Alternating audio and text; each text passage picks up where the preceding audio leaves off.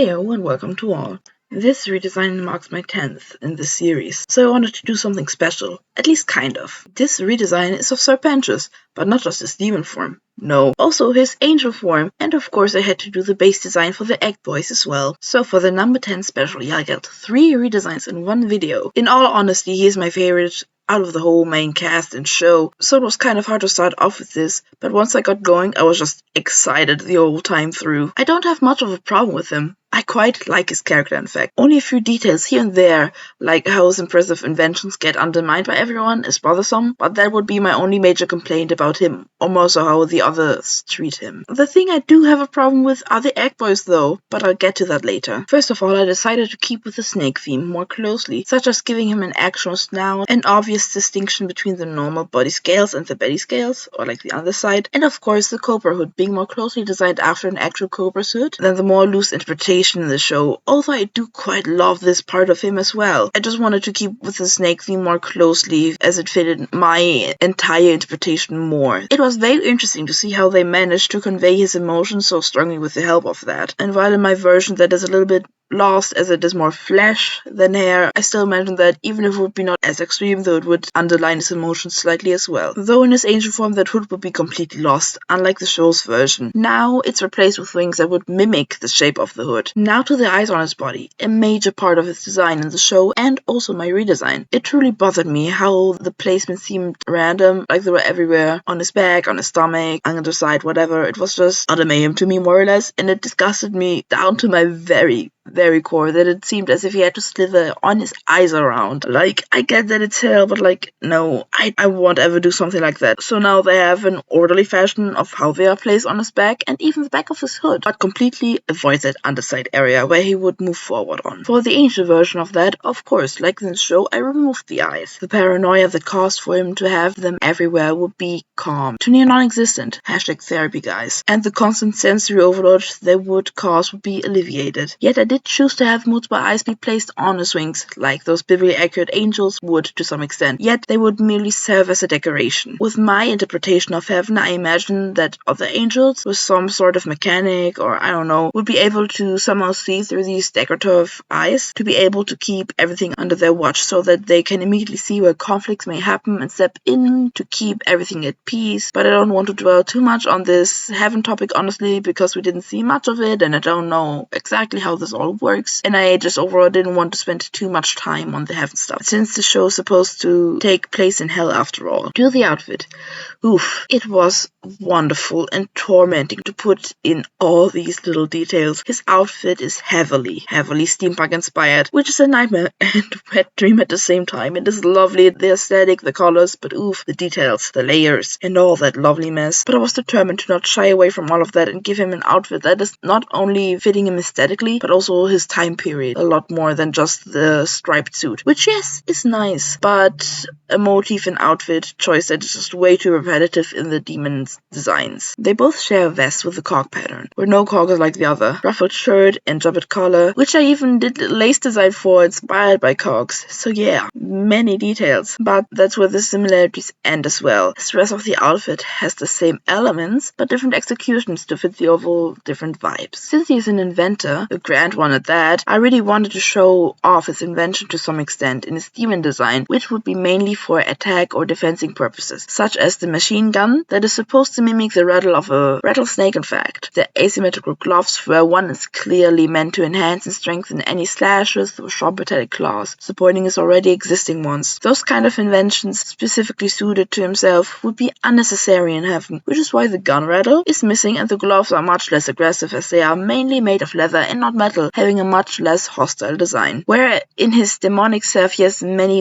bells with many pouches of various objects needed for quick repairs, a notebook with a pen to write down ideas or important observation, and of course tools to repair his various machines. The angelic self has much less pouches, a more sorted system with one bag being the main focus that would work as a first aid kit more or less in fact. Their heads are also very different. It's not just the color, but also the base pattern, where one is an obvious top hat, the other is more inspired by a military cap, but not sticking to that entirely. I completely scrapped the part of where that hat is like alive or somewhat and expressing alongside him and all. It was just too much focused in one place. I didn't see a function for it either, so yeah, while they both have some brass goggles, the angelic version is much less functional and more for decoration than anything. Overall, I wanted his demon self to have this aggressive and offensive vibe to him, a fighter as he is no other choice, and his angelic form being more thematic. And lastly, the egg boy design. They were the only really big problem for me writing wise. They are fun, I'm not complaining about that, but more so the fact that they seem to be living beings, whereas sinners are not able to reproduce, and it just didn't make sense to me that somehow hundreds of people ended up as eggs with the exact same mind or whatever, and it was just hella confusing. It's just a paradox more or less to me. So now they're clearly machine inventions by Sir Pentious. I loved the idea of them having this wind-up part on the back, whereas when Pentious was alive, batteries were no such thing really, and even as the technology updates around him, he simply can't properly grasp how it works and prefers to do things the old way, which he grew up with, and it just steampunk vibes, my guys. Their face design is only something I couldn't remember for the life of me. I generally thought the face looked the exact way I already drew it, so that's something. The outfit is simple, with a rough cutout of the tie and lapels to resemble the suit, instead of also having top hat. I chose for them to have newspaper boy hat. It only felt fitting to have this type of hat for them, as they are more time accurate and as they are lesser things, machines, simple in thought and serve very simple but specific functions. Little helpers, more or less. So top hat just felt too much. And those would be my major notes to my design choices, reimagining of Pentious and the Egg Boys, and I hope I explained everything so that it makes sense to you guys too. If you have any questions, please put them in the comments. I'm more than happy to answer, and I hope you guys have a good time with the rest of the time lapse.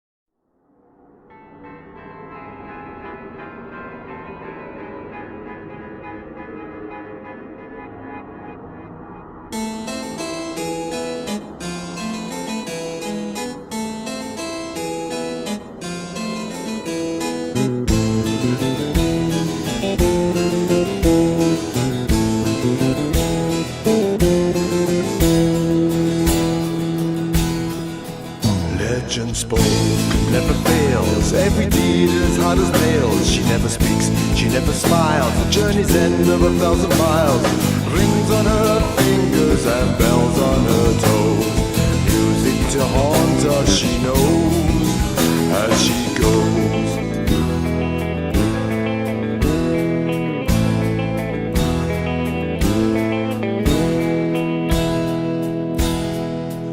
Many years of better rock, too many turns on the season's clock. She never smiles, she never speaks. Awful silence goes running deep. Ghostlight and candlelight show her the way. On with the dawn of the day, as they say.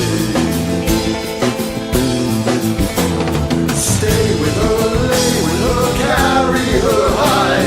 Swear her allegiance to things you can't hide. She will find us again. She will ride us again. Lives won't ride us again. Heaven bows to her reign once again.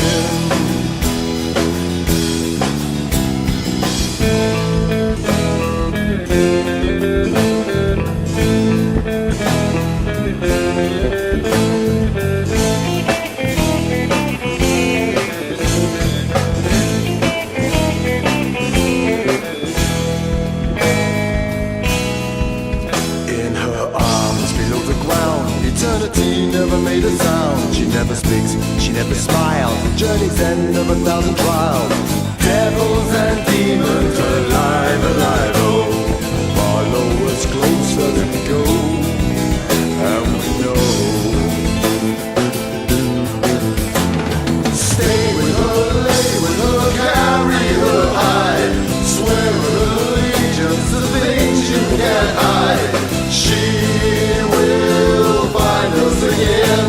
She will find us again. Lives won't ride us again. Heaven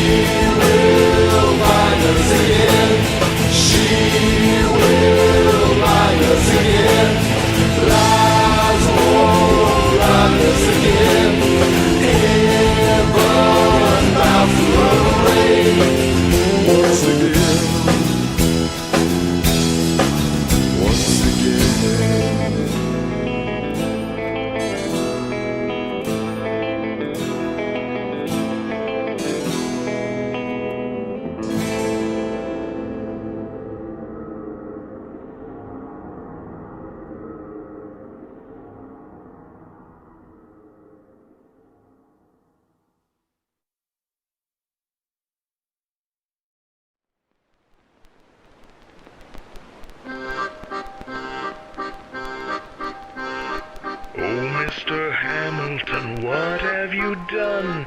Look at this terrible trend you've begun. You make me sick, you contemptible dog. I blame you for the death of the cog. Clocks used to be such magnificent things, beautiful sprockets and dazzling springs. But you gave the people your digital beast, and in turn now all gears are deceased. How things have changed from when I was a boy. Clockwork would tick and would bring me much joy. But with your advent there's no need to wind. Everything charming has been left behind.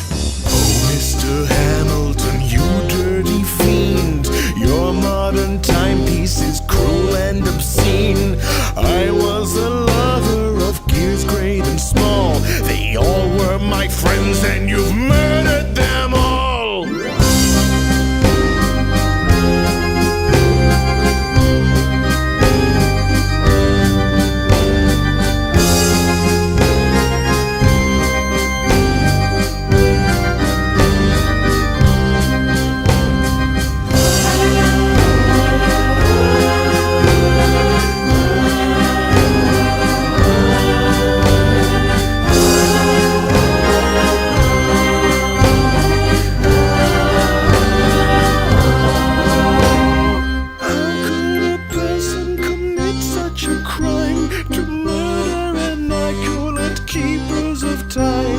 Why should a person so foul get away?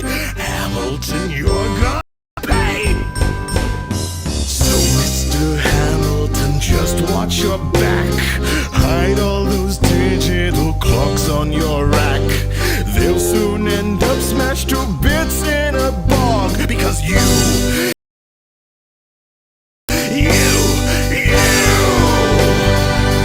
caused the death of the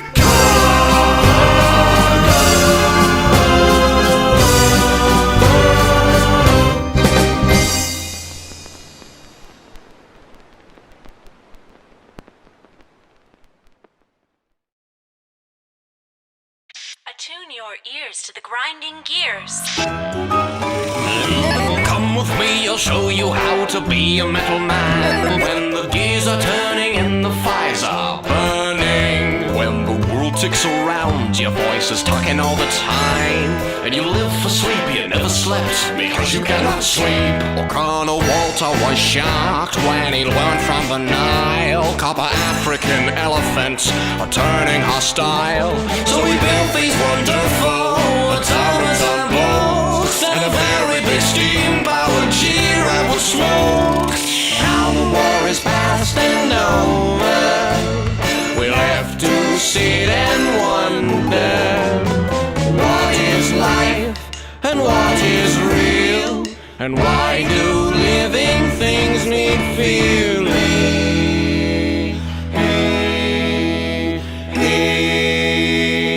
1, 2, 3. La la la la la, la la la la la, la la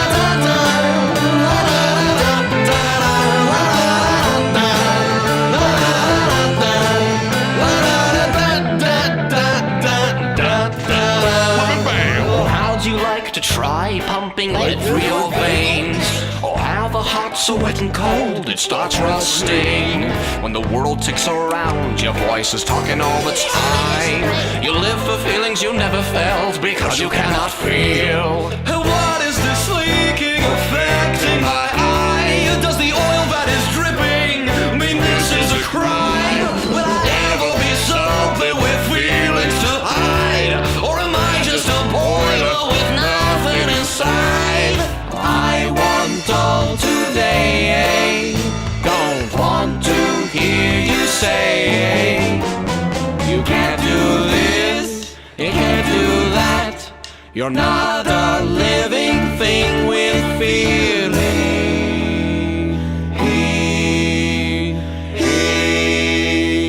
1, 2, 3. La la la la la, la la la la.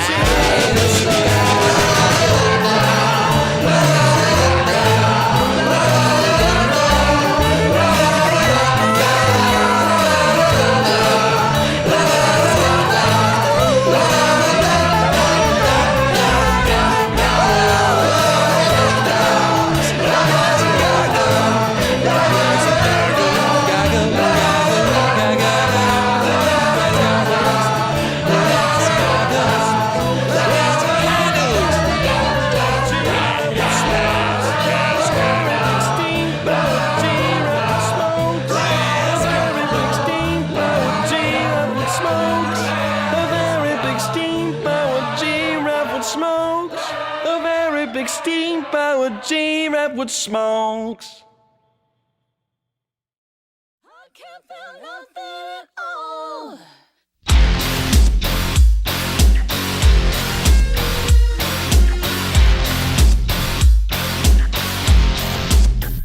Drug market, supermarket. Sometimes I wonder why I ever got in. Blood market, love market. Sometimes I wonder why they need me at all. Zydrate comes in a little glass vial. A little glass vial? And the little glass vial goes into the gun like a battery. And the Zydrate gun goes somewhere against your anatomy. And when the gun goes off, it sparks and you're ready for surgery. Surgery. Grave robber, grave robber. Sometimes I wonder why I even bother. Grave robber, grave robber. Sometimes I wonder why I need you at all. And Amber Sweet is addicted to the knife. Addicted to the knife? Addicted to the knife. And addicted to the knife, she needs a little help with the agony. And a little help comes in a little glass vial and a gun pressed against her anatomy. And when the gun goes off, Miss Sweet is ready for surgery. Surgery.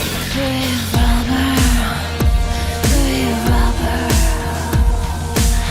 Sometimes I wonder why I need you at all. It's what? It takes you there. It what? It takes you there.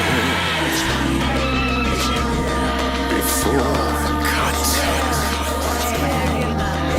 I can't do nothing at all. It's surgery. It's what I need you. change inside.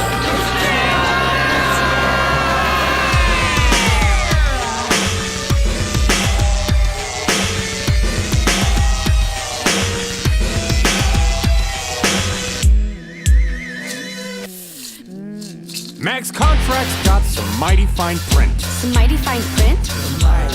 And that mighty fine print puts Mag in a mighty fine predicament. If Mag up and splits, her eyes are forfeit. And if Gene Co and Roddy so will it, then a repo man will come and she'll pay for that surgery. Surgery. Surgery.